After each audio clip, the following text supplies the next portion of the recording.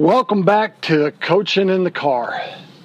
This is episode number 8, and always it's brought to you by Coaching Process Wins. Also, I hadn't talked about in our last podcast episode, and I didn't talk about it on YouTube today, but I can never forget my guys at Grinds, getgrinds.com.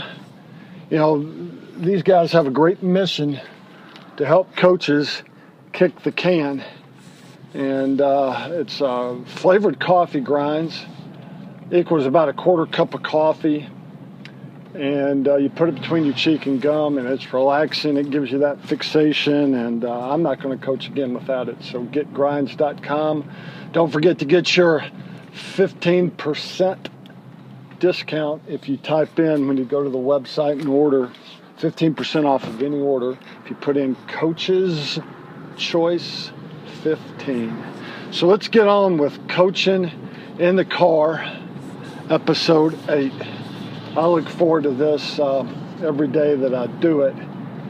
And, you know, again, my mission is to build up the game of football, build up this great game. But it applies to leaders, it applies to coaches, it applies to folks that are in charge. So I just want to make a little bit of a difference, be significant, and if Coaching in the Car does that, hey, it's not so bad to be driving around in this car where I'm driving at, man, I'm telling you. Just about to go by the gates of Pebble Beach. When you actually get in there, you got to pay $10 just to drive around, but I'm not going to do that. I'm going to go through the outskirts. So it's still, I'm telling you what, beautiful. So this has been sitting on my desk for years, and I want to dedicate this podcast to the guy that I can trace it back to, that where I got it. Now, where he got it, I don't know. It's called the Winner's Creed. And this came off the desk of one of the best men that I've ever been around, E.J. Doc Crease. Doc, anybody that hears the sound of my voice and knows me probably knows who Doc is. And one of the greatest strength and conditioning coaches, really before there were strength and conditioning coaches at every school, on every coaching staff. Doc was a pioneer. More so to me and the guys that he actually trained. And I was a GA under the staff in which he was a strength coach. But the most important thing that Doc infused, and when people say one man can make a difference, that man made a difference. He made a difference everywhere he's been.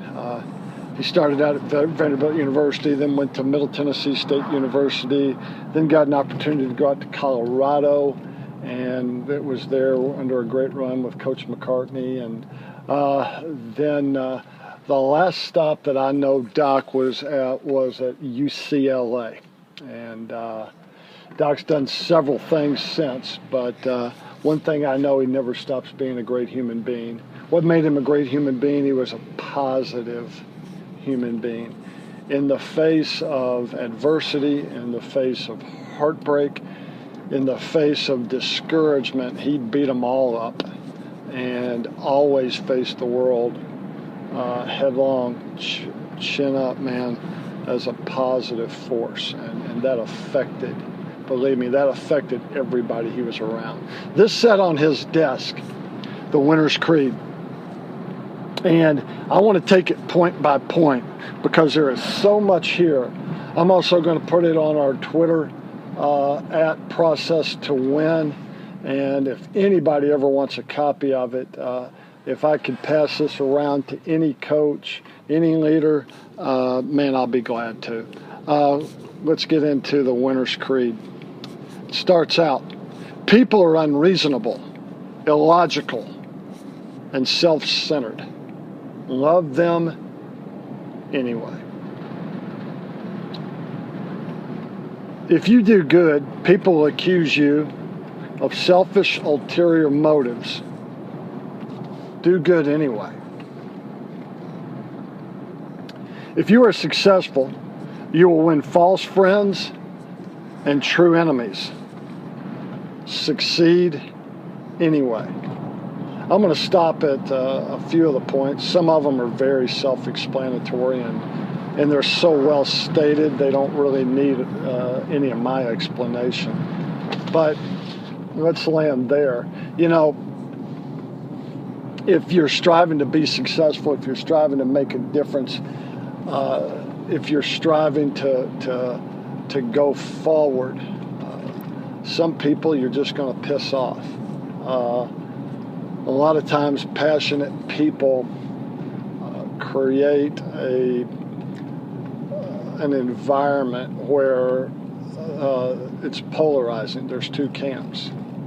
Those that follow that person that's trying to lead the way, and then those people that have to get out of the way and are thus a little bit resentful. So don't worry about it if you're striving to make a difference, striving to make it better for yourself. And I'm talking about doing it the right way. You'll win false friends and true enemies.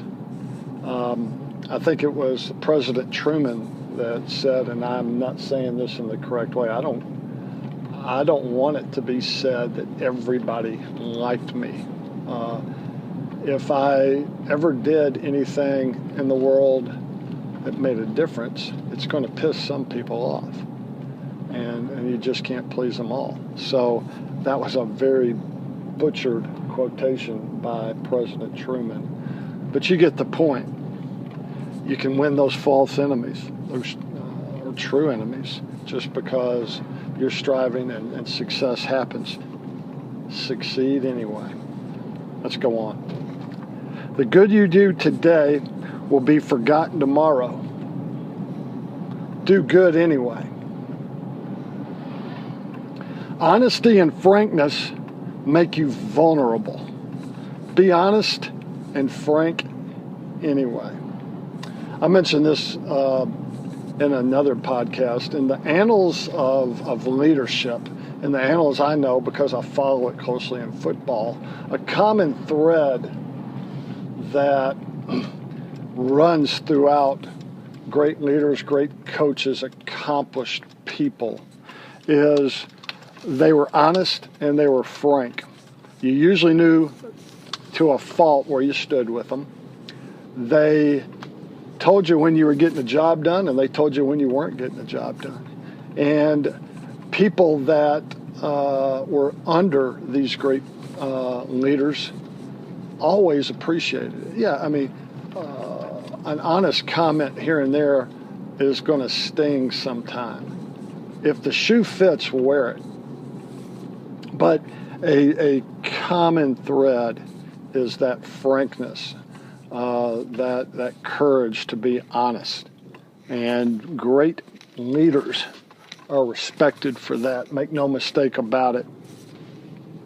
And you know, honesty does make you vulnerable.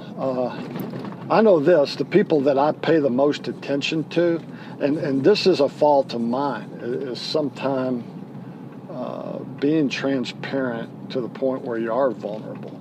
But I know that when I listen to somebody speak and they have that vulnerable edge to them where, hey, here it is. This is it. My ears perk up. So that's worth repeating. Honesty and frankness make you vulnerable. Be honest and frank anyway.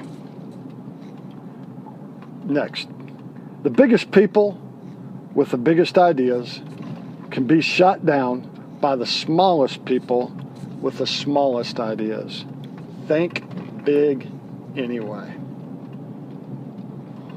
A coach that was a great mind thought about his craft all the time, and that was his craft. His passion was X's and O's. This could apply to anything. He would go to sleep with it. He'd wake up with it. He thought and thought and thought. And he walked into a meeting one day preparing for a big opponent, and he said, I've thought about this and tweaking this play just a little bit. Now, when he said he'd been thinking about it, believe me, he had tried it, tested it, retested it, looked at it from every angle, tried to poke holes in it, and getting to know him better, I know that before he actually presented that idea to the rest of the staff, he had thoroughly vetted it. At that point, he presented that idea to the rest of the staff. It was probably me. I spoke up and I go, it won't work. I thought about that for all of 5 seconds. That probably won't work. He was one of those honest people. He said, you know what? I've looked at this. I've thought about it. I've studied it. Tested it. How long have you thought about it? There's that long pause. He didn't have to say anything else. I knew to keep my mouth shut, that until I had given it the thought it deserved, I was not qualified to make a statement of, will it work, will it won't work. Taught me a lesson. Think big anyway, even when people shoot your idea down. And buddy, there'll be plenty of them. In fact, wear it as a badge of courage. When you come up with something great, oh, that won't work. That'll never work. It's probably meaning you're onto something. What you spend years building may be destroyed overnight. Build anyway. I'm telling you, when you see these guys, the media, it seems their job is to build someone up just so they can tear them down. And how many coaches' careers have been ruined? Some justifiably, but just over pettiness. How many guys have been just destroyed overnight? And in a lot of cases, it was over something they had no control over. You spend a lot of time and you build it, and it can be destroyed overnight through innuendo, through gossip, through rumors. Man, you got to build anyway. People need help, but attack you if you help them. Help them anyway. Finally, give the world the best you've got, and you may get kicked in the teeth. Give them the best you got anyway. Give the world the best you've got, and you may get kicked in the teeth. Give them the best you've got anyway. The winner's creed. I would love to know if somebody's listening to this and they could give me feedback or comments that, where was the genesis? Now, I have seen before that it was, this came from Mother Teresa. Don't know if that's true. I think she was of Indian descent. I don't even know if she spoke English. She is a saint. She's one of the greatest humans that have ever drawn a breath of air. And I don't know if this is attributed to her. It's certainly attributed to her character. But I got it off the desk of E.J. Doc Crease. Doc, to anybody that's ever met him. And if you see Doc, tell him that he made a difference. I know he made a difference in my life in a positive way. Well, again, from Coaching in the Car, follow us at Process to Win on Twitter. And if you follow us and you DM me and say, hey, Rick, send me the winner's creed, I'll make a copy of it and I'll mail it to you, or I can send a digital picture to you. That'd probably be easiest for you and me both. But and then you take it and you get it fixed up there at Kinko's and laminated, whatever. But if it's something that helps, man, that's been a positive impact. And pass it along, make it a difference in somebody else's life. So just passed an old football coach right there going down the street right there. So hey, I bet he listens to Coaching in the Car, brought to you by Coaching Process Wins. Hit us up on Twitter at Process to Win.